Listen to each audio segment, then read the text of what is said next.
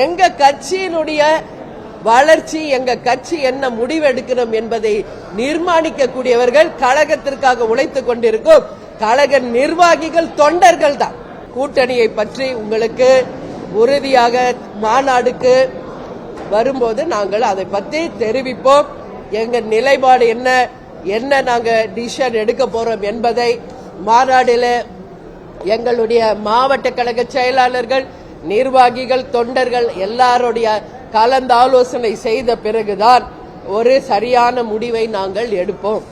இது போல அவசரப்பட்டு நீங்க செய்திகளை வெளியிட்டால் நிச்சயமாக சொல்கிறேன், எந்த கட்சி சார்பாக அந்த அறிவிப்பு வந்ததா நீங்க சொல்றீங்களோ இதுவே அந்த கட்சிக்கு அழிவு காலத்தை உண்டாக்கும் என்பதையும் நான் உறுதியா சொல்றேன். இது அந்த கட்சியில இருக்கிற நிர்வாகிகளோ தொண்டர்களோ ஏத்துக்குவாங்களா? இன்னைக்கு அதிமுக பாஜக தான் இன்னைக்கு ஆலோசனை பண்ணியிருக்காங்க. இன்னைக்கு நான் கேட்கிறேன், இப்போ எங்களுக்கு எல்லாம் உரிமை இருக்கு, எப்ப எங்க பேரை நீங்க யூஸ் பண்ணீங்களோ we have all the rights to ask.